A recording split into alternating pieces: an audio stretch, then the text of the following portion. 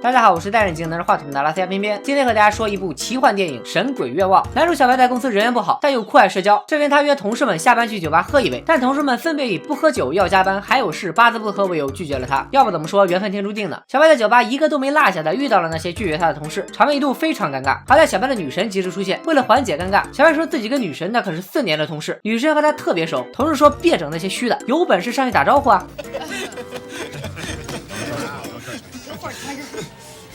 小白走到女神面前，问女神是否还记得，在3年前6月份的第一个星期五下午4点55分，他和女神说了一句外面下雨了。女神当然不记得了，气氛变得更加尴尬。就在这时，一个玩球的女人出现了。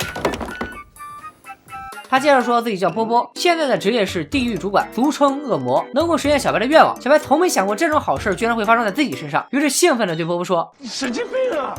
为了证明自己真的是恶魔，波波说他能马上实现小白的愿望。小白心想，反正试试也不吃亏，就说自己想吃金拱门。大姐，你这是耍猴呢？波波为了安抚小白，把他带到自己的酒吧蹦迪，没想到那里所有人都认识小白，他成了舞池里最受欢迎的人。还没等小白回过神来，他就被波波带到了办公室。即使波波瞬间换了一层皮肤，小白依然不相信他是恶魔，他认为波波肯定是提前跟舞池里的人打好招呼了。波波趁热打铁，给了小白一份言简意赅的合同。小白只要签下合同，波波就能实现小白的7个愿望。不过作为代价，所有愿望都实现后，小白要把自己的灵魂交给波波。听到这儿，小白不干了，没有灵魂，那我肯定翘辫子了。波波说不会的，那都是人类对于灵魂的误解。其实灵魂这玩意儿用处不大，有没有都一样。但是我可以满足你和女神在一起的愿望，拿灵魂换自己一辈子的幸福，是不是很值？小白一听好像很有道理，于是签下了合同。波波给了小白一个呼叫器，并告诉他只要双击评论666，呼叫器就会把他带到波波身边。小白许下了第一个愿望，迎娶女神，富过马云。镜头一转，小白从200平米的床上醒来，身边躺着的正是女神。他看着自己5万平的豪宅和800多名精壮的小弟，心满意足的笑了。但很快小白的笑容就凝固了，因为他发现他给女神找的英语老师居然明目张胆的在自己面前和女神没羞没臊。看来英语老师贯彻的教学理念是包教包会，不虑退费。情场失意的小白只能寄情于职场，他来到丛林深处的工厂视察工作。由于不知道自己是什么公司的老板，小白尝了尝眼前的白色粉末，到底是糖呢还是盐呢还是面粉呢？原来小白成为了当地的大毒枭，还猝不及防的遭到了客户的追杀，吓得他赶紧拿出呼叫器双击评论666。回到波波身边之后就开始抱怨，波波却说是甲方表达不清楚，只说要娶女神，并没说要女神也爱他啊。毒枭也确实富过马云，没毛病啊。波波还说要想让女神爱上自己，就得先摸清楚女神的择偶标准。于是2人来到女神家里，发现女神的日记里写道，她喜欢多愁善感的小哥哥。小白立马许愿说希望自己变成世界上最敏感的男人，并强调这次女神要对他爱如潮水。镜头一转，小白和女神坐在沙滩上，她确实变敏感了，看到夕阳会哭，看到海豚会哭，看到自己的丈夫余额更是泣不成声，场面一度非常咸湿。为了缓解画面的咸湿感，女神选择了离开小白，因为小白实在是太敏感了。女神要的很简单，只想找一个表面上跟他精神交流，其实只想跟他没羞没臊的男人。小白伤心的回到波波身边，上一段经历让他大彻大悟，果然女人嘴上说喜欢文艺青年，身体还是很诚实的喜欢肌肉男啊。于是他的下一个愿望就是变成高大威猛的篮球巨星。镜头又一转，小白正在球场上开挂驰骋，别看他平时脑部2级残废，今晚的他真的有2米8般高贵。记者女神也成为了小白的迷妹。等试衣间的人都离开之后，女神邀请小白参加自己1对1的夜光采访，择日不如撞日，撞日不如现日，场面不但尴尬，而且咸湿。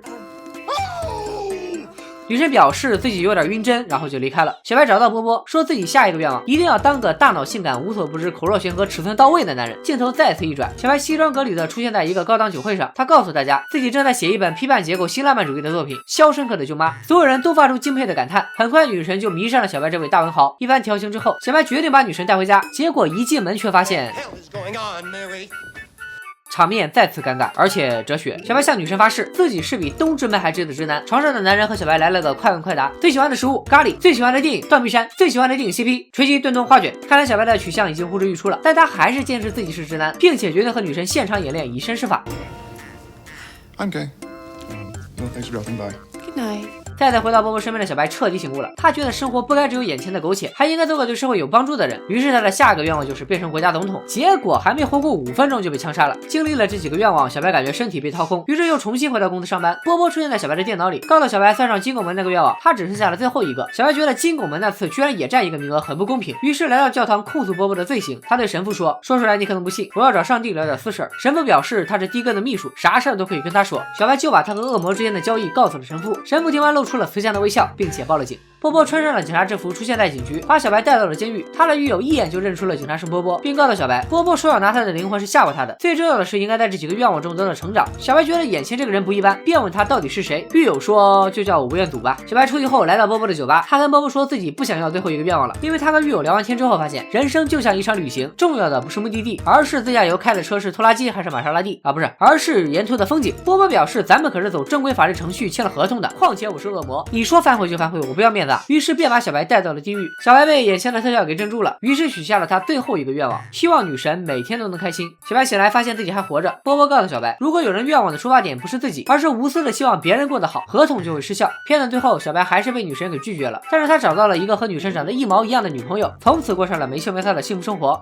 这部电影告诉我们，天上是不会掉馅饼的，就算真的掉馅饼，不是掉在了地上，也肯定是糊你脑门啊！今天就说到这里，拜了个拜。